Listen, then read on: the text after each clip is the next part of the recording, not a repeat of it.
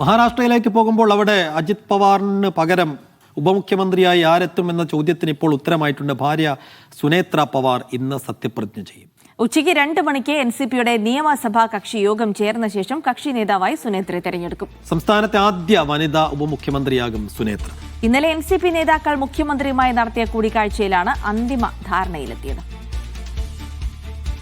PR Aravind വിവരങ്ങൾ നൽകും. അങ്ങനെ അരവിന്ദ്, അജിത് പവാറിന്റെ വിയോഗശേഷം ആര് ആ സ്ഥാനത്തെത്തും, പാർട്ടി നയിക്കുമെന്നുള്ള ചോദ്യത്തിനൊക്കെ ഇപ്പോൾ ഉത്തരമായിരിക്കുന്നു. സുനേത്ര പവാർ സംസ്ഥാനത്തെ ആദ്യ വനിതാ ഉപമുഖ്യമന്ത്രിയായി കൂടി സത്യപ്രതിജ്ഞ ചെയ്യാനൊരുങ്ങുന്നു. ചരിത്ര നിമിഷമാണ്. ഈ തീരുമാനം NCP ലേഖകണ്ഠമായിരുന്നു.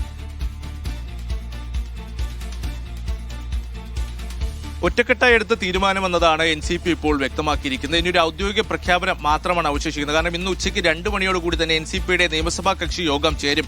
അതിനുശേഷം സുനേത്ര പവാറിനെ കക്ഷി നേതാവായി തെരഞ്ഞെടുക്കുമെന്നതാണ് NCP വൃത്തങ്ങൾ ഇപ്പോൾ വ്യക്തമാക്കുന്നത്. വൈകുന്നേരം 5 മണിയോടുകൂടി തന്നെ സത്യപ്രതിജ്ഞാ ചടങ്ങുകൾ നടക്കുമെന്നും NCP അറിയിച്ചിട്ടുണ്ട്. കഴിഞ്ഞ ദിവസം NCP നേതാക്കൾ മഹാരാഷ്ട്ര മുഖ്യമന്ത്രിയുമായി കൂടിക്കാഴ്ച നടത്തുകയും ഈ തീരുമാനം അറിയിക്കുകയും ചെയ്തു. NCP എടുക്കുന്ന ഏത് തീരുമാനവും അംഗീകരിക്കുമെന്നതാണ് BJP നേരത്തെ തന്നെ സ്വീകരിച്ച നിലപാട്. അജിത് പവാറിന് ശേഷം ഭാര്യ സുനേത്ര പവാർ ഉപമുഖ്യമന്ത്രിയായി എത്തും എന്നതാണ് ഇപ്പോൾ NCP തീരുമാനിച്ചിരിക്കുന്നത്. മഹാരാഷ്ട്രയുടെ ആദ്യ വനിതാ ഉപമുഖ്യമന്ത്രിയാകാൻ പോവുകയാണ് സുനേത്ര പവാർ. എന്തായാലും നിലവിൽ രാജ്യസഭാ അംഗമാണ് സുനേത്ര പവാർ. രാജ്യസഭാ അംഗം ഈ സ്ഥാനം ഒഴിയേണ്ടി വരും. അപ്പോൾ മകൻ പാർത്ഥ് പവാറിന് ഈ രാജ്യസഭാ സീറ്റ് നൽകാനാണ് ഇപ്പോൾ ആലോചനയുള്ളത്. അതോടൊപ്പം തന്നെ NCP അജിത് പവാർ പക്ഷത്തിന്റെ അധ്യക്ഷ സ്ഥാനത്ത് കൂടി സുനേത്ര പവാർ എത്തുമെന്നതാണ് നമുക്ക് മനസ്സിലാകുന്നത്. വിമാനാപകടത്തിൽ അജിത് പവാർ മരിച്ചതിന് പിന്നാലെ വലിയ രീതിയിലുള്ള ചർച്ചകൾ നടത്തിയിരുന്നു. ആരായിരിക്കും പുതിയ ഉപമുഖ്യമന്ത്രിയുടെ കാര്യത്തിൽ വലിയ രീതിയിലുള്ള ചർച്ചകൾ നടത്തിയിരുന്നു. അതേസമയം ശരത് പവാർ വീണ്ടും NDAയിലേക്ക് പോകുമെന്നുള്ള ചർച്ചകളും സജീവമായി തന്നെ തുടരുകയാണ്. അതേസമയം നിലവിൽ അജിത് പവാറിന്റെ പക്കലായിരുന്നു ധനകാര്യവുമായി ബന്ധപ്പെട്ട വകുപ്പുകൾ ഉണ്ടായിരുന്നത്. അത് BJPയുടെ